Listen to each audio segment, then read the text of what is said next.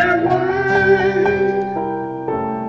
When my boot comes down on your neck, we are one. That's right. Piano solo. Do you feel it? I feel it. It's got me by the feels. So bad, baby. This is not to be taken over seriously or over paranoid in any way. I'm showing you the dangers of AI and AI search results that come back and how search results can be memory hold almost instantaneously in a matter of minutes and give you back another result entirely. All right. And it's about something really funny and weird that I found out while watching a television show. So there's this old show called True Blood, right?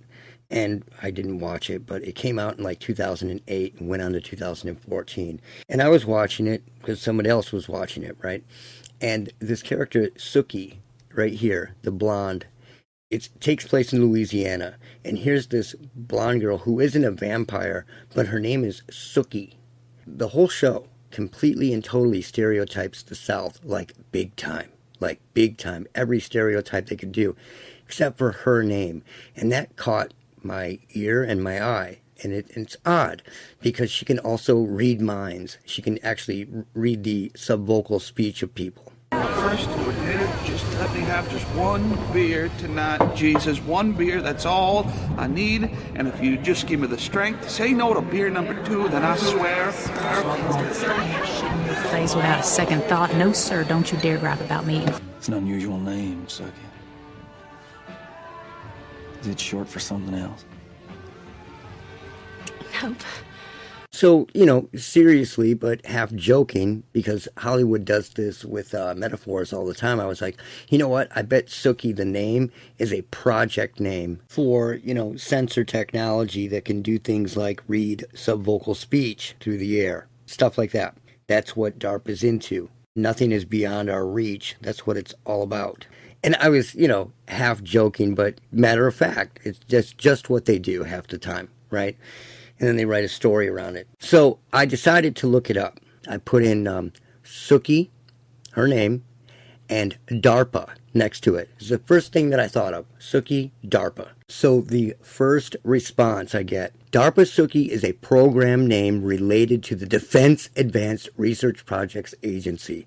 Specifically, in the context of AI and robotics, the program aims to advance capabilities in areas like robotics, artificial intelligence, and cognitive technologies. Totally funny. The time of the search was 6/4/2025 at 1:41 p.m. Okay? 10 minutes later, I search the same thing on the computer. And it says the query DARPA Sookie combines two unrelated terms. DARPA refers to the Defense Advanced Research Projects Agency, a U.S. government agency responsible for developing new technologies for the military. Sookie is a character in the book series and television show True Blood and has no connection to DARPA. What? Like, it was just telling me specifically what it had to do with on my last search. It was literally just telling me specifically what it had to do with. It wasn't a maybe. It said that Sookie is a program related to DARPA, specifically in the context of AI and robotics. The program aims to advance capabilities in areas like robotics, artificial intelligence, and cognitive technologies. So it went from that to Sookie is a character in a book series and television show True Blood and has no connection to DARPA 10 minutes later. That is awesome. I find these vampire metaphor books kind of weird because, like Twilight is written by a Mormon, and this one, True Blood, is allegedly written by a woman from Mississippi who also happens to be used to be the senior warden of St. James Episcopal Church. Now, considering the subject matter in the books and series, it's hard to imagine like a devoted Christian writing this stuff, even harder to imagine them wanting to promote or glorify what she's writing about. It's all sex, vampires, gore, and an attack on the South. Big time. And she's allegedly from Mississippi. Her husband is a chemical engineer And they always pad this kind of stuff down. They dumb it down. He's just a chemical engineer, giving them an intentionally more like humble title than in reality. They did this with James Holmes as well, telling us that his dad he's a manager at a software company, when he was far more embedded in banking and algorithms than most even knew. He was, totally connected to that LIBOR crap, everything that was going on. He wrote algorithms for banking. So these people are always deeply, deeply connected. So her husband is a chemical engineer. Another coincidence is her full name in the show is Sookie Stackhouse, right? And Stackhouse is a guy who has developed all types of sensor technology, the kind of thing we're talking about, for the Air Force and other agencies. So, if you're stereotyping the entire South in every way humanly possible, why name the main Louisiana podunk town female character a totally odd and, acronym sounding name? It's just hilarious that the first search told me that Sookie was a program that worked in robotics, artificial intelligence, and cognitive, the exact technologies that they would need to read subvocal speech. Then on the next search, the next time, it told me that it had nothing to do with Darpa. Don't look it up, basically. Totally awesome. There are many people out there who don't understand or take the time to understand how overthrows of society happen. They don't understand how something like this would play out, and often have the question, something like, well, how would they get everyone to go along with it? That seems impossible. Something like that. Schools, colleges, police forces, political parties, media, court systems, forensics, organizations, churches, religions, human resources, everything. There's no better time to understand this than now. Look at all the activist judges, the activist school teachers, the activist church leaders, and the activist colleges. That's just the tip of the iceberg. And all the people at the top need to do is start handpicking people with resumes or belief systems that match their motive or goal. So to simplify this, imagine that I get a job at a drugstore, and I quickly work my way up to manager. And then at that point, I only hire people who share my ideology. And most people who do this have very serious ideologies. After proving my worth there, I'm then promoted to district manager. At that point, I begin only hiring managers that share my belief system. And those managers only hire people who share their beliefs. This is not that hard to pull off. And once you have, noticing what someone would consider, one of these people would consider to be a bad apple, can easily be ganged up on and weeded out. And that happens all the time. Now take this simple example of an ideological takeover and apply it to media, schools, colleges, police forces, political parties, court systems, forensics, churches, religions, human resources, and everything else. It's a very, very easy thing to understand. So, I used to talk about the school systems deliberately dumbing kids down. And there were people that I knew who just couldn't wrap their heads around it. And it's very easy. The people at the top who are making the big decisions begin lowering the testing, the target goals. Then you purposely roll out a curriculum that is inferior to the prior curriculum. You do every step by design. You do away with any form of competitiveness.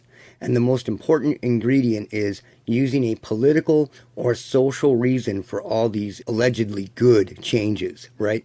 Something the do-gooders can get behind. Then you hire teachers and staff who agree with these ideologies and personally back it. It's not rocket science. This is what has been done to institutions for over 100 years now. Just not to the level it is today. It's like in your face today. Like, look at many teachers you see online now, like this one. They are merely activists posing as teachers, activists, or some of them perverts. So they have taken everything and subverted it, then lowered the bar to a ridiculously low level. And the best part is they have a very righteous and seemingly good reason to do all this. But only the naive fall for this. And this is the way the naive masses believe the media when they say that people who oppose this kind of thing are full of quote-unquote hate. Because the average person, the average naive villager, can't imagine why someone would believe that, let's say, every kid on a t-ball team getting a trophy is a bad thing, right? But the alleged hater is seen 5 or 10 steps ahead, like a chess game, and taking the competitive spirit out of kids goes against nature. and that will have consequences later on in their lives. The naive go along to get along is incapable of seeing past or future. This is the reason that kids don't learn about the Constitution of the United States in grade school anymore, which should be mandatory. The only mandatory things I've seen in schools in recent years are LGBTQ ideologies and left stuff and Schindler's List. That's it. So, the naive masses can't understand why someone would be against quote-unquote hate speech laws because they're incapable of realizing that it opens the floodgates to censor anything that is underlined with the right political or social context in the future. So, because of their lack of wisdom, they see this as quote-unquote hate. But the people pushing this from the top know exactly what it will do in the future.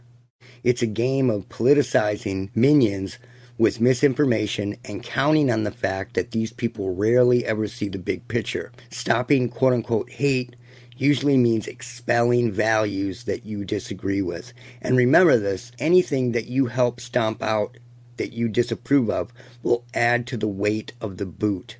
And that boot will eventually come along and stomp out something that you cherish. And that's a fact. That's why you have to fight for the freedoms of everybody, not just you. And not just the things that you believe in. So, it's more frightening to live under a deluded moral busybody than it is a greedy dictator, because that dictator has the possibility of having their greed satisfied. But the moral busybody will endlessly torment you because they believe it's for your own good. And in their mind, that justifies their behavior. I want to show you this really quick. They're always pulling this kind of stuff. It says here, FBI discovers a cache of guns, armor, and Nazi paraphernalia while raiding a home in Washington state. Well, here's the best part. When you look at it, it strangely just looks like airsoft LARPer stuff. There's some helmets, just camping military gear that lots of people have, right? Then you got these two flags. There's an SS flag and a swastika, an old German Reich flag, right? And if you look at them, they have lines in them still. Now, those, they tend to release after a while and straighten themselves out. That looks like someone took them out of the packaging and pinned them up for the photo op. That's exactly what it looks like. You can take any flag and hang it, and it will straighten itself out after a while. Very, very weird, right? But let's go back to what they say here. It says a cache of guns. I mean, that sounds pretty heavy. Let's check out the photo of the guns. So here's the cache of guns. There's a rifle. There's a hunting rifle here. And if you zoom in, an upper and a lower receiver. And that's it. That's the cache of guns that they found. Wow. 3 guns. 3 guns. This is very, very scary to me that they are going around, what it looks like is pinning these flags on walls that somebody might have. Somebody might collect that stuff. Who knows, right? And claiming that this is a cache of guns. It's 3 guns. That's it. 3 guns. And this probably doesn't even work. This is probably ornamental and put up there to look scary. So, there you go. I mean, this isn't even like an SKS or anything like that. This is like it looks like just an old hunting rifle. And I'm not, an expert enough to tell if this is a 308 or what, but it's just an old rifle. That's it. And this is an upper and lower that does the exact same thing as this old gun. It just looks scarier to people. The whole thing is just ridiculous. I just wanted to point this out. Okay, I was on X and somebody said, it sucks that Look Out for Charlie insinuated that the targeted individual community is fetish and disinformation. See, these people always misinterpret or misinform as to what I am saying. It's too bad that people actually misunderstand what I am saying or misinform people or disinform people about what I am saying. What I am saying about the quote-unquote targeted individual community, because I don't believe there really is one, is that a lot of it intentionally blurs the line between electronic RF weapons and what they refer to as quote-unquote gang stalking, which I do not cover, and they claim it's the same thing. They blur the lines, and it sounds crazy to normies. Also, the terminology that people use is weaponized. It was made up by these people in the same way that conspiracy theory was made up by the CIA. So what this does is these people have their own lingo and their own jargon, and when someone hears it from the outside, it sounds weird. It just sounds weird. All the terminology, all the crap, and they intentionally use weaponized terms. What I have said is fetty is when people come to these videos and they leave outlandish, crazy comments. And they do this intentionally, and you can tell that they're not real. I've caught them. There's a video that I have catching these people doing this, then deleting the comment and changing it, and then changing their story entirely. And they make it sound as crazy as possible so that anybody reading it would be like, wow, these people are fucking nuts. That is fetty. And you know what? Misinterpreting or misunderstanding what I'm saying and disinforming people about it like this is kind of fetty. I won't even get into the perp and the rest of the crap, but microwaves. They're always using microwaves. These types of people that are saying this are always using the term microwave. Microwave is a small band in the electromagnetic spectrum. It has very little to do with anything, but they refer to all frequencies, it seems, as microwaves. And they're not. They're simply not microwaves. ELF is not microwave. 5G or real millimeter waves are not microwaves. They're millimeter waves. It's totally different. But, you know, that's what they do. There's a lot of this going on. There's a lot of intentionally insane sounding lingo implemented so that it sounds crazy to people that may try to understand it. And people need to stop using that terminology if they want to be taken seriously. That's what I've been saying. Not that the community is fetish and disinformation. That's a retarded statement. And since I brought up 5G and millimeter waves, I want to talk about this really quick and address these observations that I've been making for a few years now. A lot of people are mistaking what 5G is. And the reason why they're doing that is because a lot of these companies are tricking people into believing that 5 gigahertz is 5G. When you used to look up 5G, you know, a few years ago, they were millimeter waves. And I'm talking like up in the bands, of like 50,000 gigahertz, 60,000 gigahertz and higher, right? Now, when you look up 5G, it says that low-band 5G operates within 600 megahertz to 2.3 gigahertz, which is no different than the band that would use, say, 3 or 4G. And it says here, they even admit it, overlapping with existing 4G and 3G networks, right? That is very, very weird to me. And then they say the mid-band sits between 1 gigahertz and 6 gigahertz. Those aren't even millimeter waves. 5G used to mean beamforming technology. And there is something going on with that. There are lots of, like let's say T-Mobile 5G. I was looking at that. Wireless T-Mobile 5G internet. When you go to click on what band you want to use, it only offers 2.4 gigahertz and 5 gigahertz. And people say, I use the 5G most of the time, something like that. But that only means that they use the 5 gigahertz. That is not millimeter waves. They already had that before. Now, I don't know how valid this video is and what phones look like now on the inside, but there was a guy from Canada who opened up these new 5G phones, and they're not 5G. So they are tricking people into believing that 5 gigahertz is 5G. And it's a big confusion trick that they're playing. Hey everybody, Cohen here with Cohen's Phone Repairs. Today I have an update on 5G. Now everybody says don't get a 5G phone because they're dangerous because of the 5G. Now I have 2 5G phones in front of me. Right there is where the 5G chip is supposed to be. And right there is where the 5G chip is supposed to be. I'm sorry to break this to everybody, but every phone, and again, I fix phones every day, so you can take this from a reliable source. There's not a single phone in Canada that supports 5G. There's not a single carrier in Canada that supports 5G. It's a marketing scam. There's no such thing as 5G in this phone. what you're investing in is 5G for the future. So they're charging $200 extra for 5G when it's not even there. I don't know if this speaks wonders to you, but I think the government's doing other things with the 5G towers. So if this doesn't say something to you, I don't know what will. But again, I fix phones every day, and every 5G phone I fix does not even have a 5G chip in it.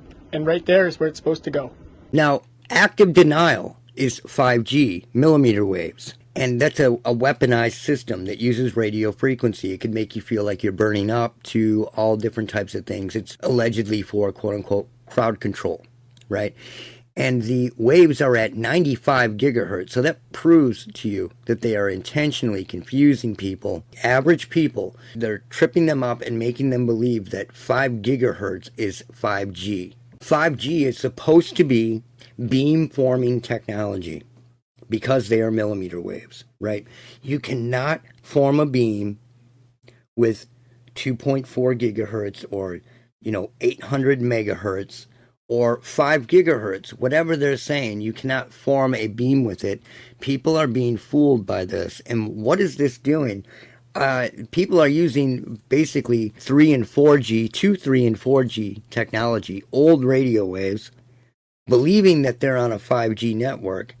And it's looking like the 5G, the actual 5G stuff that's going up is being put up for something else entirely because you're not using it on your phones.